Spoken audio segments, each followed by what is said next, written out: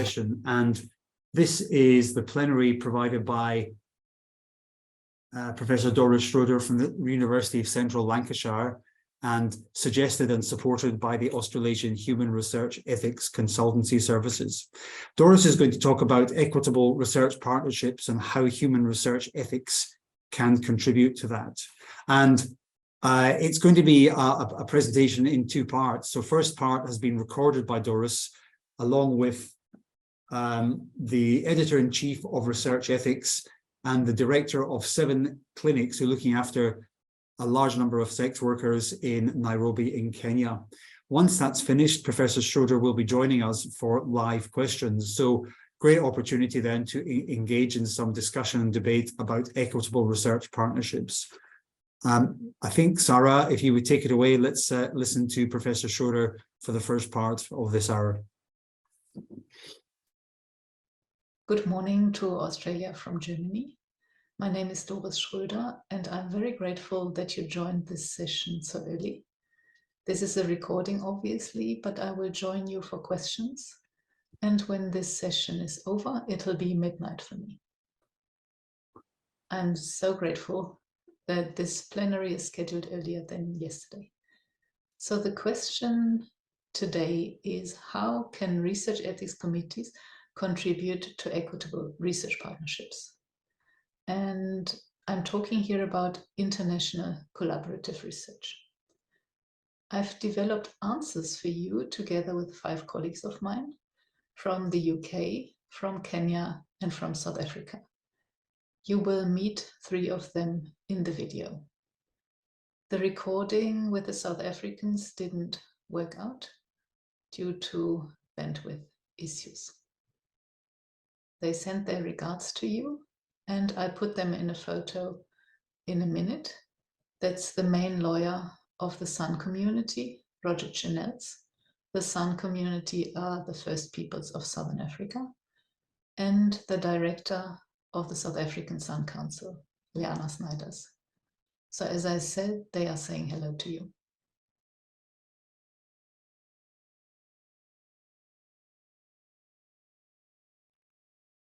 Instead, I have cut in 3 short clips from Sun leaders for you.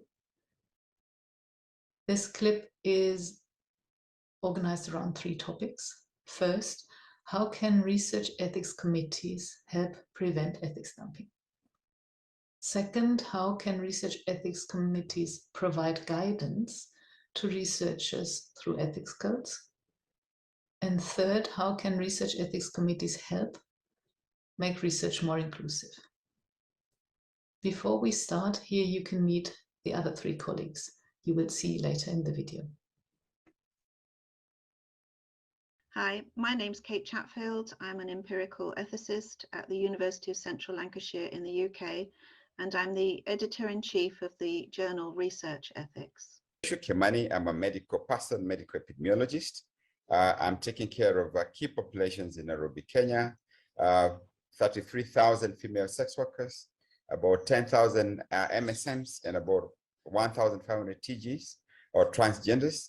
And I make sure at least they have accessible, friendly HIV prevention and treatment services that is always funded by international organizations. My name is Joyce Adhiambo, and I am a sex worker who is living with HIV, and I am a community researcher in Kenya. As I'm not a professional video editor, there are a few hiccups in this clip. I left one in to cheer you up, and with another one, Kate says that later you will hear about the trust code, but it was earlier, so I hope that's okay. So to the first question, how can research ethics committees try to help to prevent ethics dumping? The first step to doing so is to fully understand the extent of ethics dumping. What is it? In which forms does it occur? And for this purpose, I'm now going to show you a short clip, which we've done. That's much easier than if I show you slides with lots of text on it. So here we go. What is ethics dumping? And once research ethics committees have a full understanding of it, they will find it much easier to help prevent it.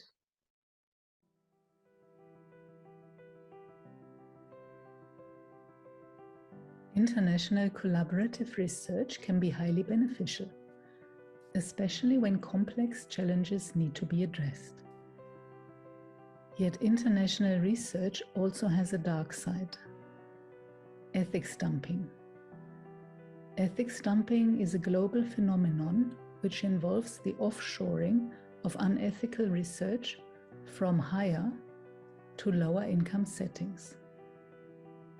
6 types of ethics dumping are currently distinguished, even though others might still emerge. Here are examples for each one. Ethics dumping can be seen in the unfair distribution of benefits and burdens. For example, in 1995, a research team from a US university obtained blood samples from tens of thousands of impoverished Chinese villages. A US-based company linked to the university received multi-million-dollar investments on the basis of the collected genetic information. This type of ethics dumping is also sometimes called helicopter research, where those from a high-income setting fly into a lower-income setting to extract resources to be analyzed and used at home.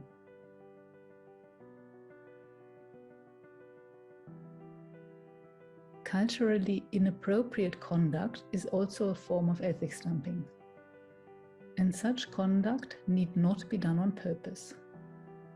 For instance, in many regions of the world, community assent or approval will be necessary before research can be conducted ethically. It is the responsibility of the researcher to find out what is culturally appropriate conduct. Probably the best known type of ethics dumping is the application of double standards.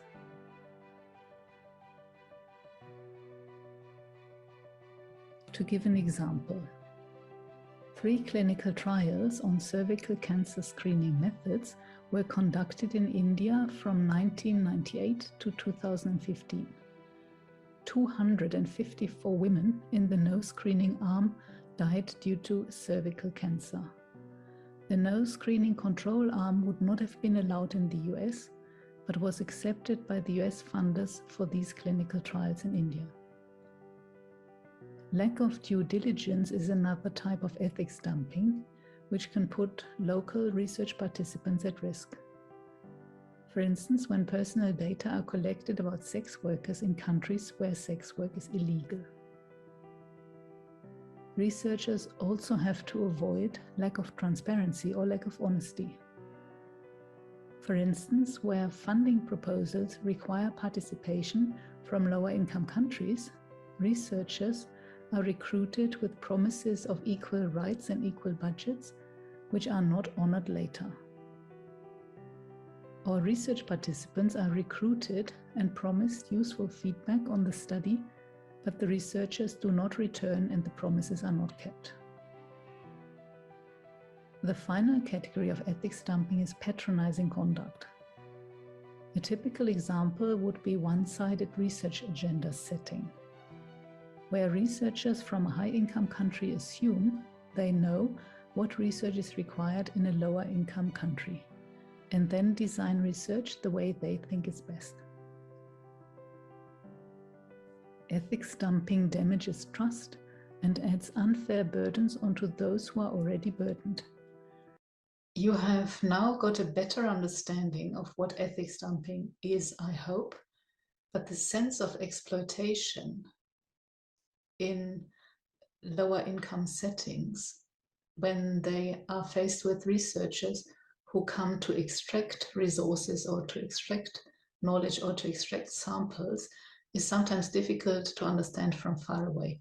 So here are now the 3 promised clips from Sun leaders from the Kalahari. The first clip is about the exploitation of taking traditional knowledge.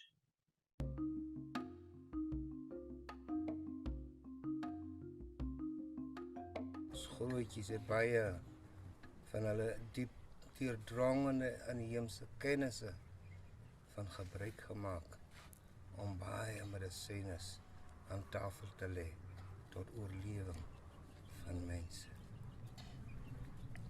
Verskillende plaat ingewelm en ons moet kennisse bymekaar gooi om al daardie siektes te dood.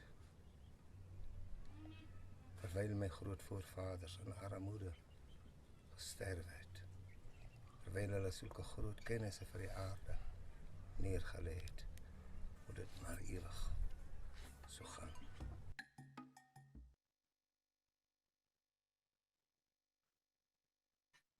The second clip is about coming to a low-income setting, offering very little money and no feedback later on, and thereby extracting information on various topics without any local benefit. Soos hulle sê, onze kennis is ons baie plekke gevat, self gedoen, deur slim mense. Mense wat kom en ons mooi inlei met 'n 10 randjie en 'n 5 randjie. En dan kry hulle die kennis en dan werk hulle met hom. Die enigste oplossing, dink ek, volgens my, domheid. As ons probeer om te verstaan wat hulle doen en hulle ons verstaan wat ons wil hê wat gedoen moet word en ons saam kan werk, kan ons 'n baie beter en 'n goeie toekoms vir alle afstammelingvolke belê. The third clip is most clearly about equitable partnerships, where people are involved as people and not as research subjects or resources.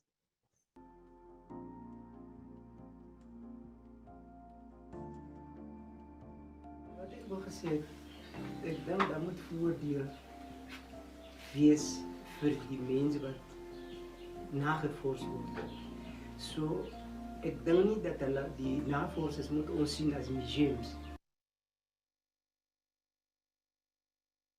In my experience, research ethics committees often don't refer to any ethics codes at all, which is in actual fact, when you think about it, a little bit shocking. But from the perspective of the Global Code of Conduct for Research in resource-poor settings, implementation of that means that research ethics committees really need to understand how it's implemented, not just the fact that it is implemented. So when researchers apply for ethics approval, they need to look to see how those articles are being complied with. For example, when researchers say that they are implementing a complaints mechanism, is that more than just an email on the bottom of the information sheet? Is it going to be accessible to the communities where the research will be conducted? Is it a mechanism that people can use or that they will use? And so on. You have just heard from Kate that it's important that research ethics committees help researchers by potentially pointing them to important research ethics codes. In another session, you have already heard about the bridge guidelines from Sandra Alba, and Kate makes reference to the so-called trust code, the Global Code of Conduct for Research in Resource-Poor Settings. This is the code to address ethics dumping, and research ethics committees can help researchers by pointing towards it. This code has been unusually successful. Normally, an organization that needs an ethics code, like the World Medical Association, develops it themselves and then applies it to its members. This code was developed independently, and you will hear a bit about how it was developed, and then it was almost immediately extremely successful. The European Commission has adopted it, and various other universities and funders. And the big success from this year is that Nature Portfolio, across the Nature Portfolio journals, has adopted the code as the basis for their equity and inclusion policy. So now you're probably curious and want to know more about this code.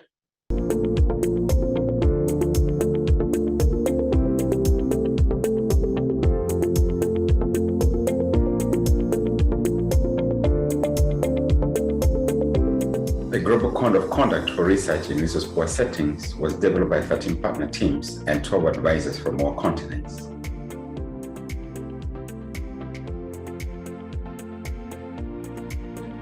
The majority of team leaders were women, and the majority of partner teams were from middle or lower middle income countries.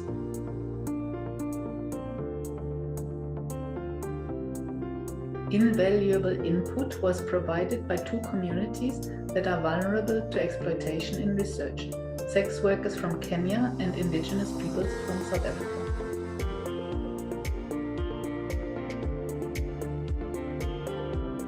The code is based on a risk analysis of the potential for exploitation in international research.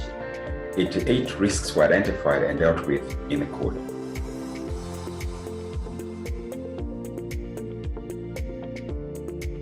After its launch in the European Parliament, the code was adopted by the European Commission and since then by other high-profile adopters.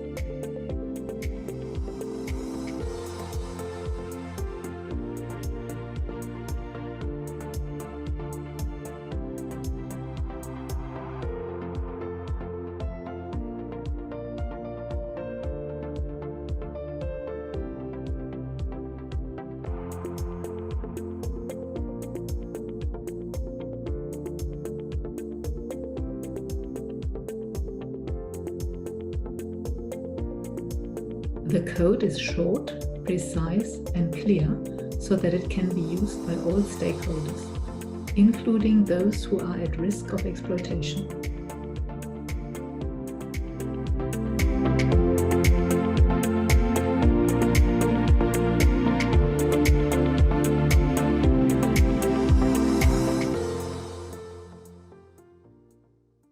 Is that your doorbell? Okay. The first major ethics codes were actually only written for researchers rather than research ethics committees, like the Nuremberg Code and the first iteration of the Declaration of Helsinki were only for researchers. And research ethics review only came into practice for clinical research in the 1960s.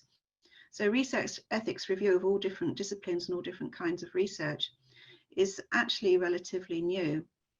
Later on, you're going to hear about the Global Code of Conduct for Research in Resource-Poor Settings, of which we're all authors.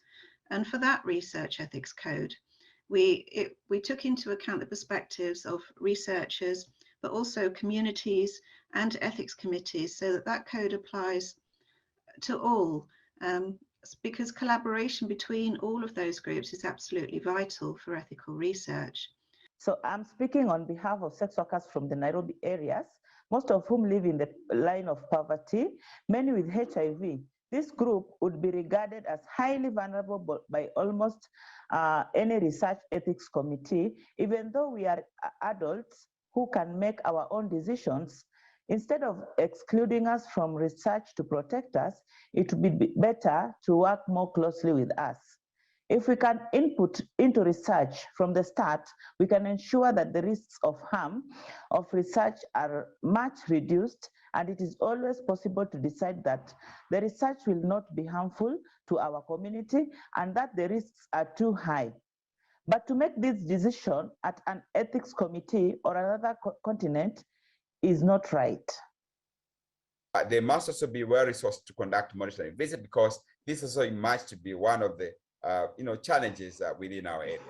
If possible, because there is ethical shopping, we should have, I would say, centralized databases that can actually be shared across board. So at least if you want to do ethical shopping, then they'll be able to know that at least this had actually been approved or kind of reviewed by another ethics board. Lastly, then ethics boards or ethics research committees, review committees must not entertain any corrupt deals with anybody. That would be my voice. You've just heard Joyce and Joshua talk about inclusion. Inclusion is the aim, or one of the big aims, of the Trust Code as well. So the third topic that we mentioned at the start, namely that research ethics committees can help increase inclusion, is where we are now. So don't automatically exclude, is Joyce's message, vulnerable populations from research. if you are in an ethics committee far away, better to include them in all discussions so that decisions can be made whether this research is too risky or too harmful, or whether it can be made minimal burden, minimal risk, and useful to the community. And Joshua mentioned the resource issues in ethics committees in lower income settings. And here, as you are based clearly in a higher income setting, one way that we have experienced that really helps ethics committees and also international collaboration is if the research ethics committee or the researchers from the higher income setting help those in the lower income setting by, for instance, initially drafting the first ethics protocol and then discussing it with the other researchers and ethics committees. So this helps to lead to more equitable partnerships.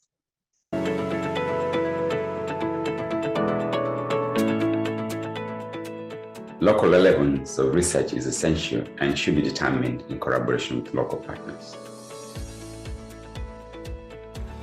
Local communities and research participants should be included throughout the research process.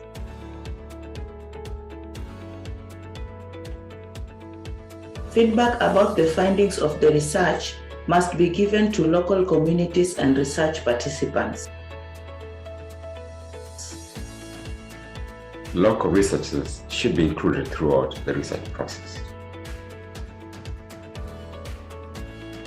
Access to resources should be subject to the free and prior informed consent of the owners or custodians.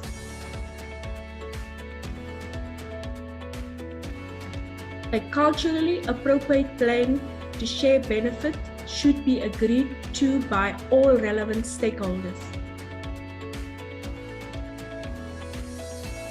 It is essential to compensate local research support systems, for instance, interpreters, fairly. Potential cultural sensitivities should be explored in advance of research.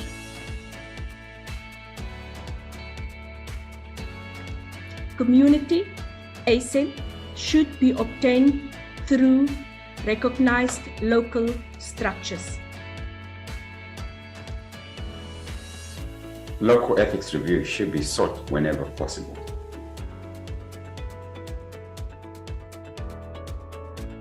Researchers from high-income settings should show respect to host country research ethics committees.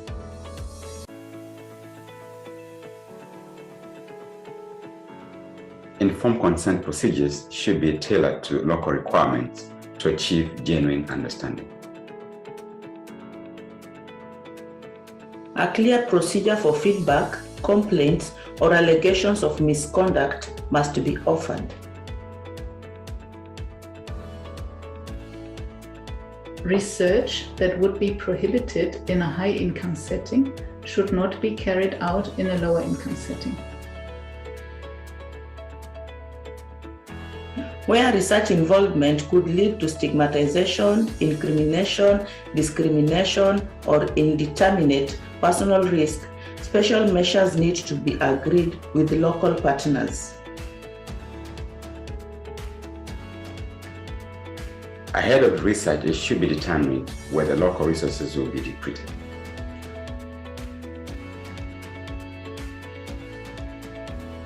Animal experimentation should always be undertaken in line with the higher standards of protection for animals.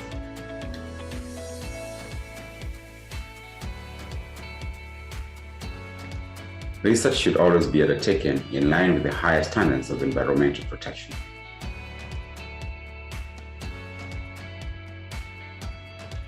Where research may involve health, safety, or security risks for researchers, tailored risk management plans should be agreed.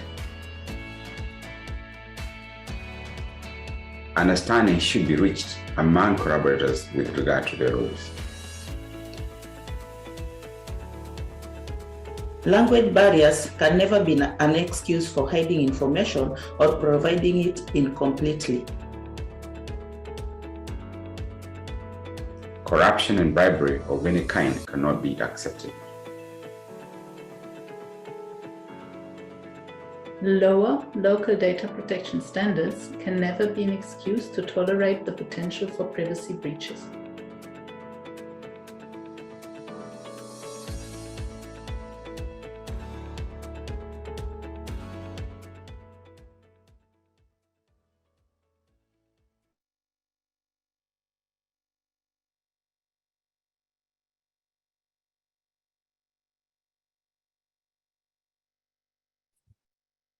Guten Abend, Doris. Vielen Dank für die Vorstellung. Wow, I'm impressed. Thank you. Nice Doris, to meet you. That was, look, I think that was an amazing presentation, and I say that not glibly or in a patronizing manner. And of course, one doesn't want to be patronizing, especially because the Global Code of Conduct tells us we don't want to be. Amazing, because I think the effort you went to get that presentation done was wonderful, and I think it really shows us that while sometimes we live in Australia and we do have our own codes and guidelines, by the way, which we will talk about, it maybe, as Kate suggested, it might not be the same throughout the world, and in the absence of that, wonderful to have those sets of guidance that you yourself have developed, in fact, to help out those ethics committees that do have to approve research. And I think it's been a theme throughout this conference, the formation of research partnerships. We heard yesterday, for example, from a number of lay people on ethics committees about their requirements for involvement in research and their views about research partnerships. And then we had a session on the value of lived experience, which reinforced that. So I guess first question then, and by the way, thank you for the amusing bit about your doorbell. That was quite amusing. Thank you for that. In the development of this guidance, how did you go about developing the global code for the conduct of research? And was the buy-in that you got, was the engagement and buy-in, was that very good? Were there any roadblocks? Okay, so we did have quite a lot of funding from the European Commission, so that definitely helped. We had just over 2 million euros. And so what we could do is we from the start had a team from all continents. But most importantly, I think we had throughout the development of the research proposal, which won the competition to get the money, we had the input from the San peoples of South Africa and from the sex worker cohort in Nairobi. And I think this was also what the reviewers really liked, so that it was what is often called a bottom-up approach to research. But we also had lots of conversations with industry, with policymakers, with policy advisors, with research funders, and the development took almost 3 years. And we at no point knew whether all of this work would pay off, whether anybody would adopt the code, because we were an independent group with funding from the European Commission. But lots of codes are constantly developed by well-meaning people. And then when it's done, that's the decisive moment when you have to see whether somebody will adopt it. And that's where we have been extremely lucky to have had all these adoptions. And a senior colleague from Nature said they adopted our code as the basis for their ethics and inclusion policy because of our very broad consultation, because it's so short and understandable. And there was a third reason, because it's so comprehensive still. Even though it's so short, they said it's very comprehensive. And just for those watching, here online is the Global Code of Conduct for Research and Resource Poor Settings. And Doris, I think I probably have heard of it by virtue of attending the Research Integrity Congress in June in South Africa, and the reinforcement of the notion of global North versus global South countries. And I think this really puts that into context. But in my quick reading of it, and of course, as you suggested, it's only 4 pages long, but has a number of 20, well, gosh, how many are there? 23 articles that should be taken into consideration. I do have a couple of questions for you, but I did want to put in context that in Australia, of course, we have our national statement for ethical conduct in human research. And many of the aspects that you mention, benefit, inclusiveness, are sort of contained in certainly in a conceptual sense, if not in a practical sense. But of course, it always comes down to how you implement these things. And to give you an example, I have chaired a hospital ethics committee and currently chair a university one. And the type of research that is done is a little bit different. And I can tell you that on the university research, there are many applications where someone wishes to do research in another country. And as I listened to your talk, it really resonated about the need to engage at a local level, the need to ensure that local ethics committees are not dismissed. And indeed, I can tell you one application we had in our last meeting, and we asked the question about, have you engaged the local ethics committee? And the answer came back, oh, there isn't one, or no, you don't have to. And I think we pressed the point and assured them they had to. And so I think there's a lot of resonance there. And I think our guidelines are really good, but I will say that our National Health and Medical Research Council, who are responsible for issuing the guidelines, and I looked on the website, don't seem to make reference to this code. So it leads me to a question which has come from Oliver Burmeister, who says, the NHMRC national statement makes no provision for risks to researchers, but number 19 of the EU-funded Code for Ethics of HRECs makes explicit reference to considering risks to researchers. How should Australian HRECs reconcile this? Okay, we have made special reference to risk to researchers, because especially if you go from the global north, which includes Australia, to the global south, there are specific risks. So perhaps my only guess would be that the committee that drafted the guidelines you are talking about didn't consider risks that aren't covered by the normal health and safety rules, as for instance, if you work in chemistry or with viruses, etc., thought they were separate. But especially if you undertake research in lower income settings, then risks to researchers always have to be considered. Mm-hmm. So I'm not sure why it wasn't in the guidelines you mentioned. Yeah, and look, I think our national statement, while not static, it is one which undergoes rolling review. And so you, as it turns out, you mentioned vulnerable populations, and that particular section of the guidance is currently undergoing review. But, you know, there are opportunities for inclusion of such requirements. And Oliver, just to answer your question slightly further, and at least from my own experience of chairing a university committee, we do consider risks to researchers. And, you know, in an application where someone may wish to go and interview sex workers in a foreign country, just by virtue of the fact that they are from that country does not mean there are not inherent risks to researchers, or indeed to those involved in the research. Because if, for example, you have to get agreement from law enforcement there to interview the workers, you have to be concerned not just for your own safety, but also for the safety of the participants who may be taking place, because they are, as you say, Doris, in a very vulnerable position. So I think it's something that we do consider, and I hope ethics committees do, Doris, but not in a formalized sense.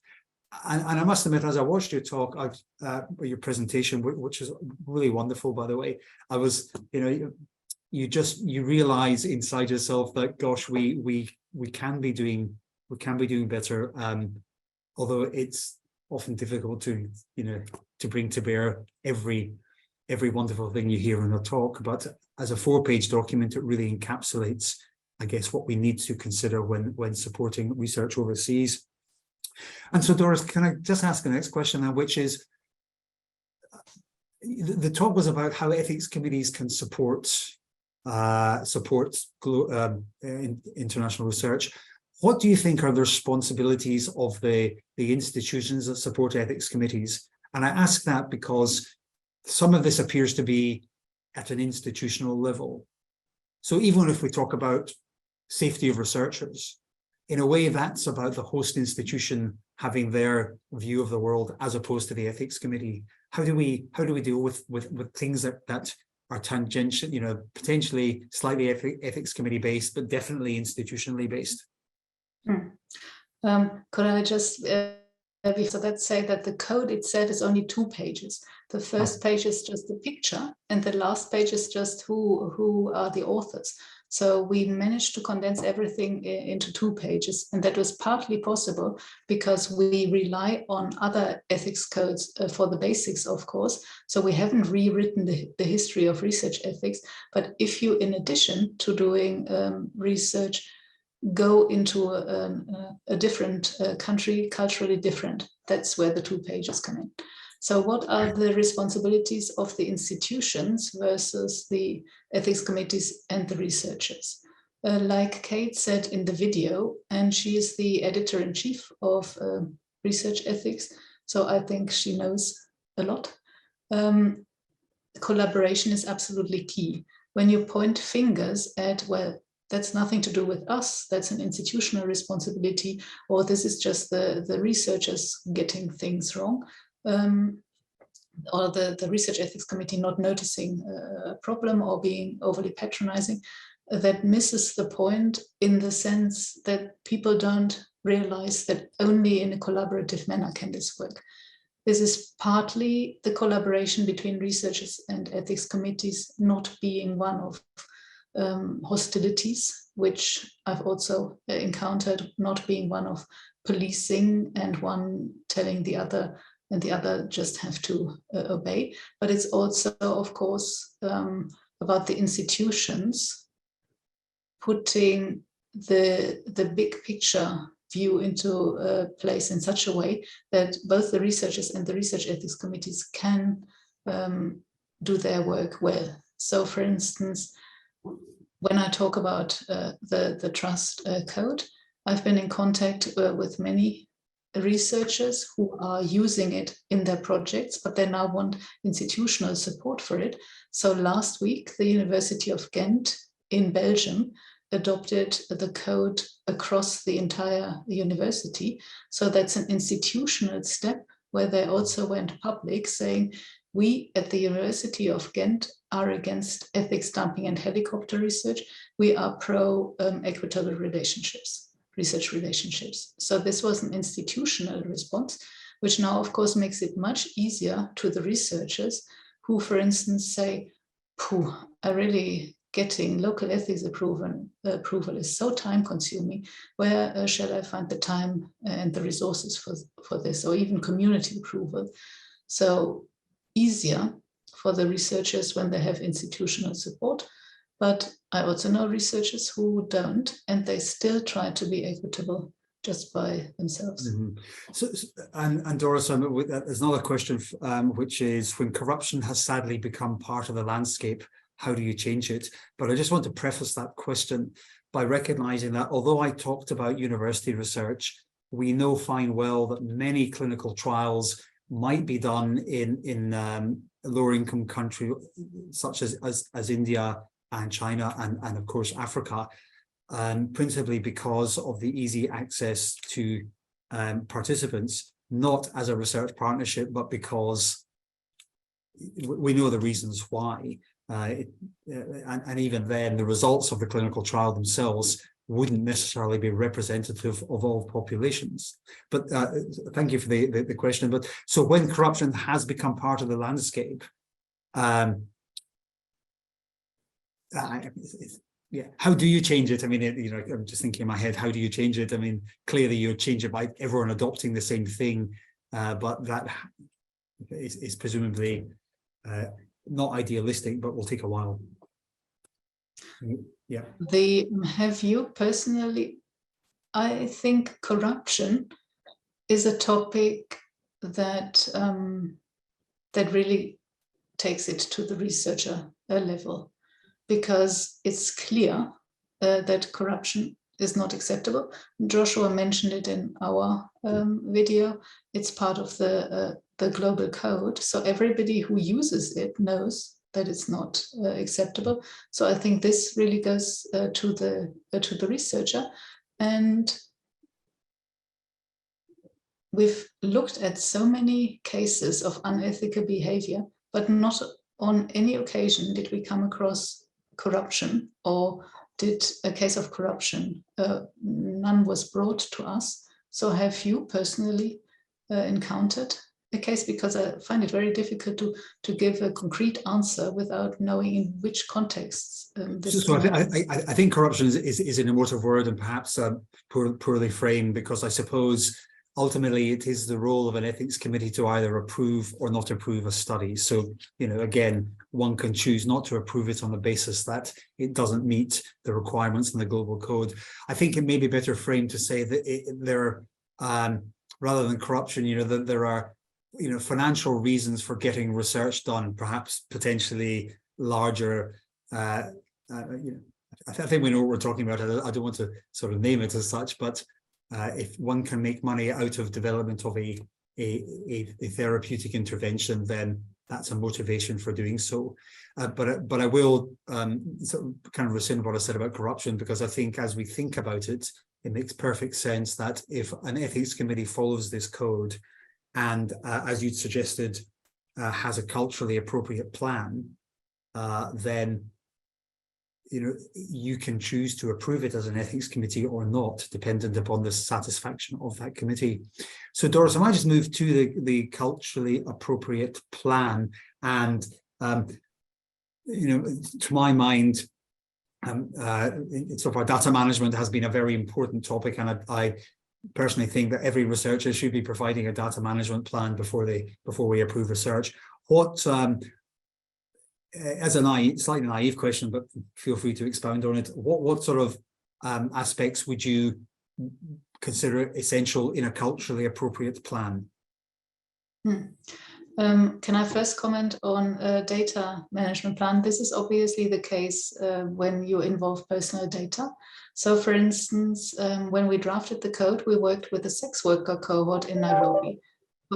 Any use of personal data or any recording of personal data is potentially highly problematic, because it may be that not even their families know that they make a living as a sex worker. So I'm currently involved in a new project funded by the Wellcome Trust, where we are trying to turn the situation on its head and saying, even though it's very useful for researchers to obtain personal data, you can do a lot more, especially in non-clinical health research. If you have loads of personal data, why not try to adapt the method and develop one that doesn't require personal data in situations where stigmatization, incrimination, etc. Absolutely, absolutely. One should not collect information one does not require. I absolutely agree with that.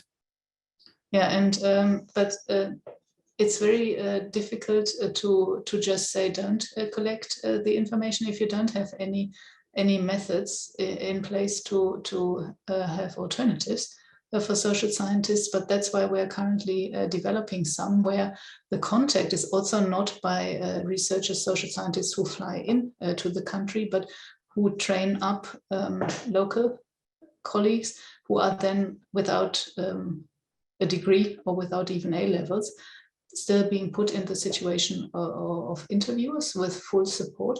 And we haven't published about it yet, but in our experience, this can really work extremely well. So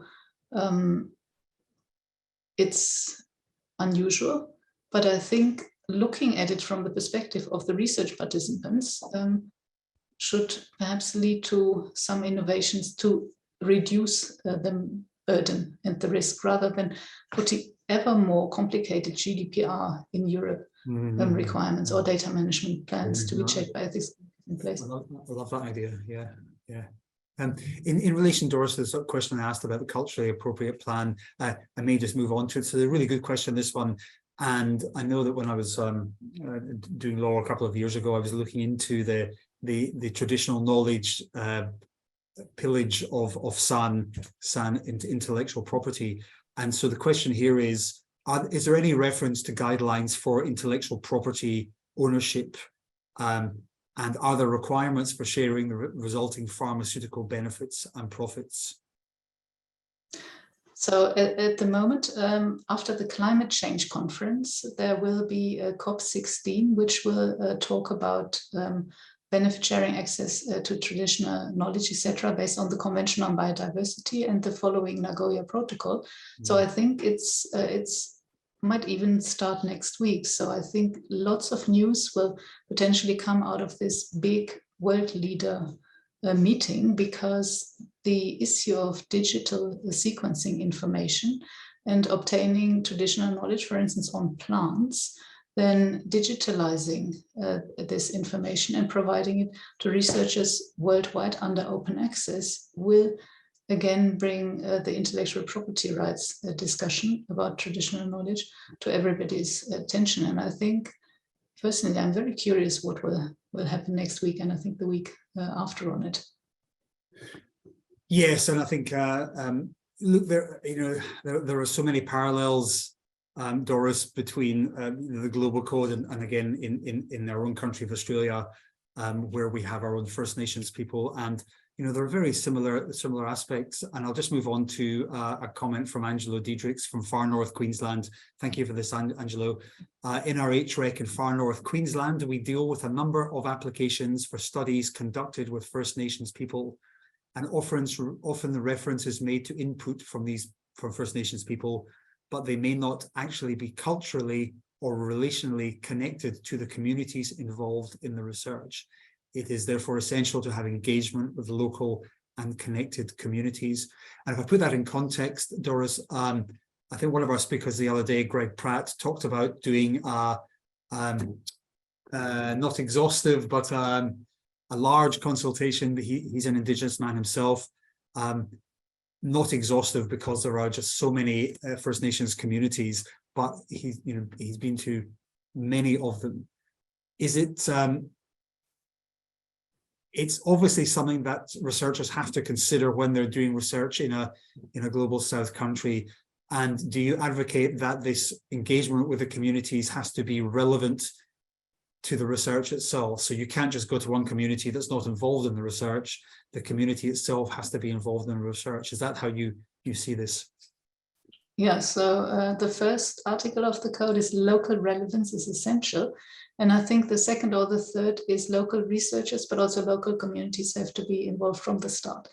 And almost 15 years ago, I led a project which had an Australian colleague on board, a First Nation. He's called Jack Beatson, and he received an award from Kofi Annan for building bridges between civilizations. And he accompanied several of our research projects, and what he always said is build long-term relationships. If you are not from within the community, then it's absolutely essential that trust is built over many, many years, not fly into various communities, change the communities all the time, but do stay with one. And I first started working with the San community 19 years ago.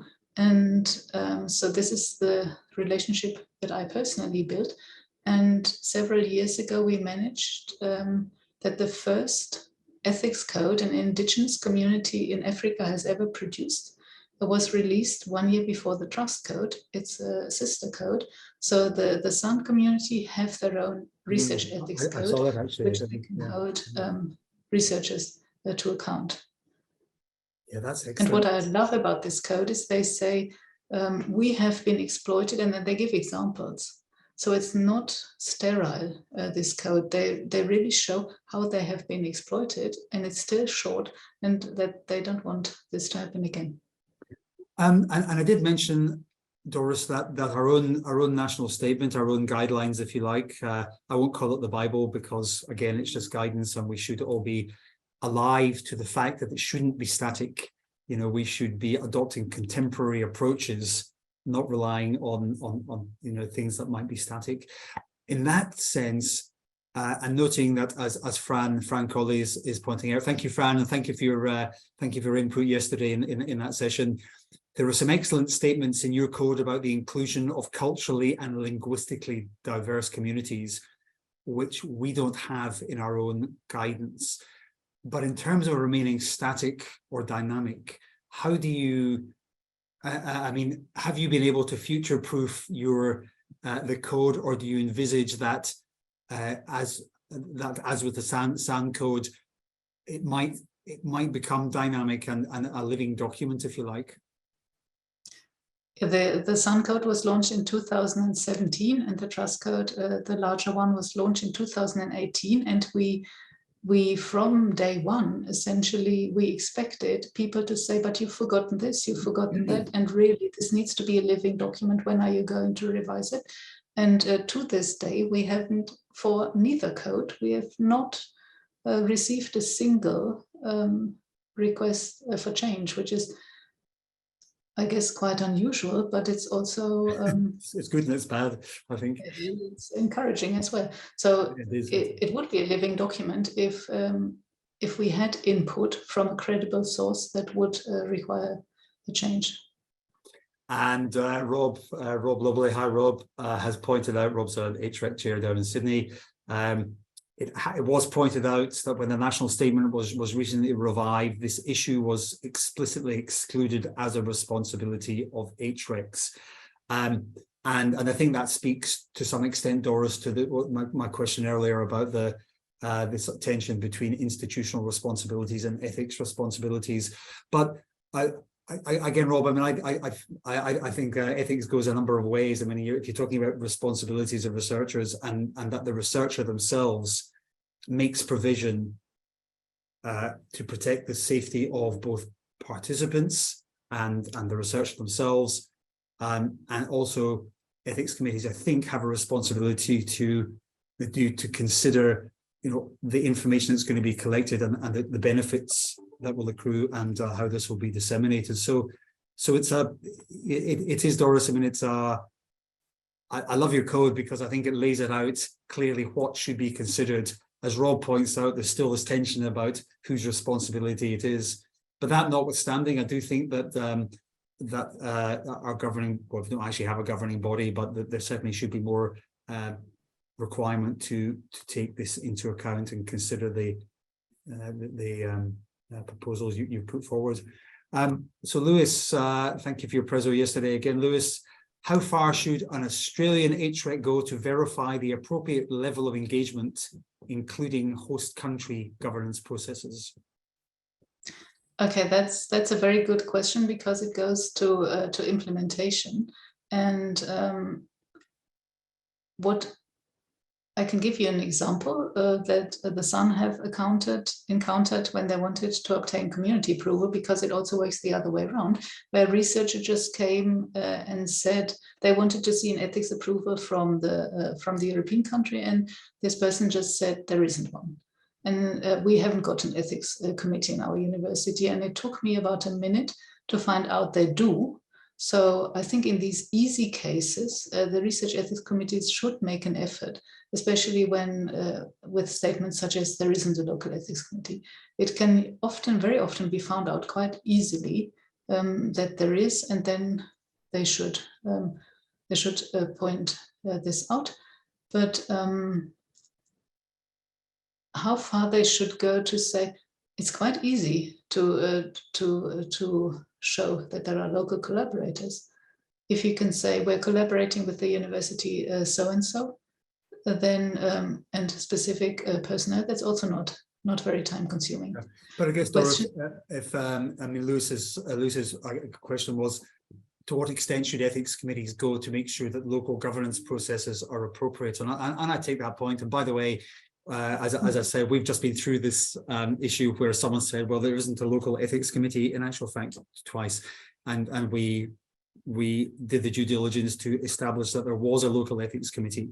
So we certainly went that far. We certainly didn't go as far as ensuring that local governance processes were appropriate.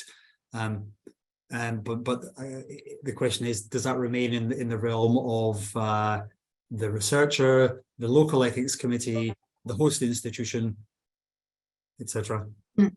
I see. So what normally happens is that if Australians from an Australian university or research institution go outside of their own country, the rules that the Australians have imposed, they still apply. So the local rules, the culturally appropriate, etc., that could be something like community assent from a community that may not be required in Australia, but you wouldn't waive the Australian rules. No. Or have I misunderstood that? No, definitely I wouldn't waive the Australian rules, but in order to do the full due diligence, I guess the question is, to what extent do our ethics committees make sure that, as well as us doing our own due diligence, that the local, when this occurs at a local level, that occurs as well, because there's two parts to it. And some of it is in our control and some of it isn't. However, I think by making reference to the global code, then it should be known on both sides what is required. But now I've understood better. Just if I could have a few seconds, because we're running out of time. What was mentioned by Joyce and Joshua from Nairobi is that it's extremely helpful when ethics committees collaborate. So, for instance, study protocols, but in a high-income country, are often 30 pages long, require lots of information. If an ethics committee in Nairobi already has this information before they approve the study, that can make it extremely much easier for them who don't have the resources. So this collaboration between ethics committees can also be very useful for increasing equity. Doris, I'm sad we've run out of time, because I'm fairly sure we could go a lot longer, but I do know it is midnight your time. So, but it sounds like you're in your stride now, so you'd probably carry on answering questions as we put them to you. And I'm sorry, Indrani, we didn't manage to get to your question. Doris, that actually was an amazing presentation, and in a format I think that speaks volumes. I really liked your point about the fact that it's much better than just slides. I think hearing the effects on affected communities is something that really resonates, and I'm fairly sure all of the participants online here would feel something similar, that it does bring home to us in Australia that information sheets which are lengthy and wordy and do not really speak to the needs of the community are possibly not effective at getting the informed or providing the information to enable someone to make an informed decision. And I think we do have to do better. I also think we need to be looking at how we adopt this global code, even if the governing body decides not to at an institutional or an HREC level. That's something we should really make reference to. Doris, thank you so much to yourself, and I'm glad you brought Sandra Alba's conversation in there as well. And we had Jay Carroll on yesterday talking about the intersection of ethics and integrity, which I think again is very resonant. Please join me in thanking Doris for her presentation. And Doris, thank you to Kate and to your colleagues in Africa as well. That was a marvelous presentation. Thank you so much, Doris, and good night to you.